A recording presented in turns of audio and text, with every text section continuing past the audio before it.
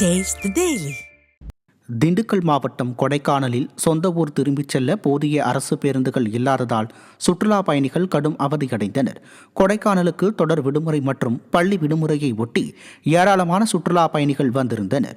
இந்நிலையில் சுற்றுலா பயணிகள் மீண்டும் தங்களது சொந்த ஊர்களுக்கு திரும்பிச் செல்ல போதிய அரசு பேருந்துகள் இல்லாமல் வெகு நேரமாக பேருந்து நிலையத்திலேயே காத்திருந்தனர்.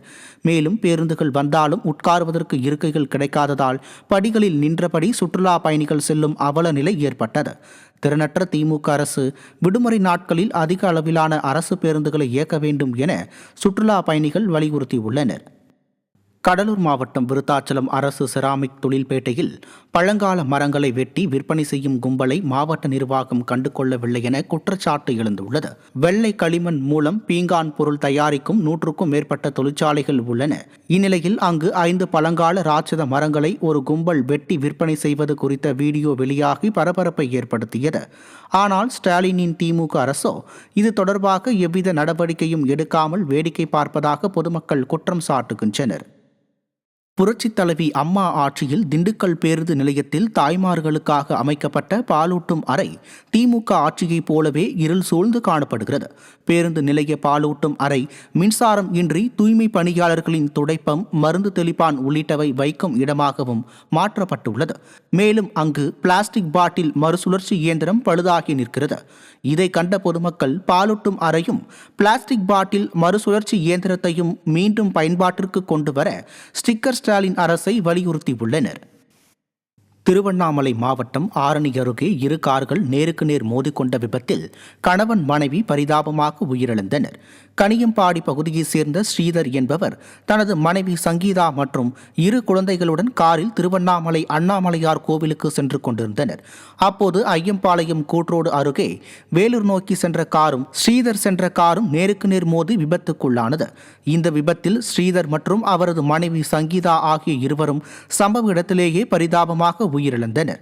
இதையடுத்து விபத்தில் படுகாயமடைந்த 7 பேர் வேலூர் அரசு மருத்துவக் கல்லூரி மருத்துவமனையில் சிகிச்சைக்காக அனுமதிக்கப்பட்டுள்ளனர். 12 அம்ச கோரிக்கைகளை நிறைவேற்ற வலியுறுத்தி மாநில அளவில் காலவரையற்ற போராட்டம் நடத்தப்படும் என தமிழ்நாடு அரசு பணியாளர் சங்கம் அறிவித்துள்ளது. விழுப்புரத்தில் தமிழ்நாடு அரசு பணியாளர் சங்க மாநில பொதுக்குழு கூட்டம் நடைபெற்றது.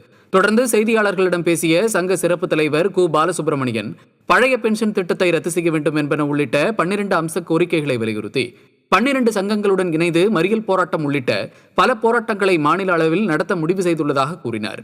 இதற்கான ஆயத்த மாநாடு பிப்ரவரி 16ஆம் தேதி நடைபெறும் என்றும் தெரிவித்தார். செங்கல்பட்டு மாவட்டத்தில் திறனற்ற திமுக அரசின் அரசு பேருந்து ஒன்று கரும்புகையை வெளியேற்றியவாறு சென்ற காட்சிகள் வெளியாகி மக்களிடையே அதிர்ச்சியை ஏற்படுத்தியுள்ளது. கல்பாக்கம் பகுதியில் இருந்து செங்கல்பட்டு நோக்கி சென்ற அரசு பேருந்து அதிக அளவில் கரும்புகையை வெளியேற்றியபடி சாலையில் சென்றது. இதனால் சாலையில் பயணித்த வாகன ஓட்டிகள் கடும் அவதியடைந்தனர். மேலும் வாகன ஓட்டிகள் இது அரசு பேருந்தா அல்லது கொசு மருந்து அடிக்கும் வண்டியா என கேள்வி எழுப்பினர். திறனற்ற திமுக அரசு பேருந்துகளை முறையாக பராமரிக்காமல் அரசு பேருந்தின் தரம் நாளுக்கு நாள் மோசமாகிக் கொண்டே செல்வதாக பொதுமக்கள் குற்றம் சாட்டியுள்ளனர்.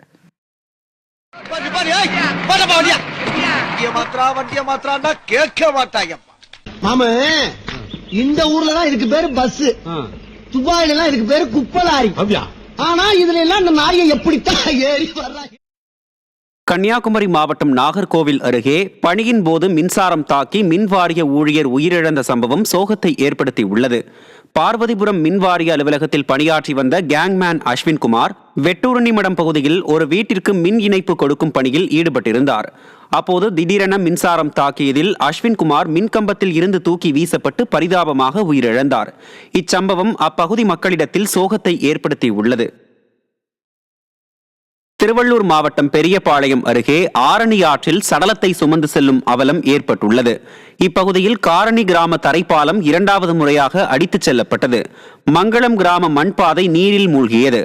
ஆரணியில் இறந்தவர்களுக்கு இறுதிச் சடங்கு செய்ய ஆற்றில் இறங்கி சடலத்தை கொண்டு செல்ல வேண்டிய அவலம் ஏற்பட்டுள்ளது. இதனால் இப்பகுதியில் 10க்கும் மேற்பட்ட கிராம மக்கள் அவதியடைந்து வருகின்றனர். இதையடுத்து தரைப்பாலத்தை விரைந்து சீரமைக்கவும், சடலத்தை சுமந்து செல்ல முறையான பாதை, புதுப்பாளையம் காரணி மேம்பால பணியை விரைந்து முடிக்கவும் ஸ்டிக்கர் ஸ்டாலின் அரசை பொதுமக்கள் வலியுறுத்தியுள்ளனர். நாகையில் நடைபெற்ற 34வது சப் ஜூனியர் ஆண்களுக்கான இறுதிச் சுற்று கபடி போட்டியில் தஞ்சை அணியை வீழ்த்தி சென்னை அணி வெற்றி வாகை சூடியது. தமிழ்நாடு அமெச்சூர் கபடி கழகம் சார்பில் சப் ஜூனியர் மாநில அளவிலான சாம்பியன்ஷிப் கபடி போட்டி கடந்த 27ஆம் தேதி நாகையில் துவங்கி நடைபெற்று வந்தது. இந்நிலையில் இறுதிப் போட்டியில் வென்றதன் மூலம் சென்னை அணி பிப்ரவரி 27ஆம் தேதி ஜம்மு காஷ்மீரில் நடைபெறும் தேசிய அளவிலான கபடி போட்டியில் தமிழக அணி சார்பில் விளையாட தகுதி பெற்றது. மேலும் முதல் பரிசு வென்ற சென்னை அணிக்கும் 2வது பரிசு வென்ற தஞ்சை அணிக்கும் அதிமுக முன்னாள் அமைச்சர் OS மணியன் கோப்பைகள், பதக்கங்கள் மற்றும் பரிசுகளை வழங்கி பாராட்டினார்.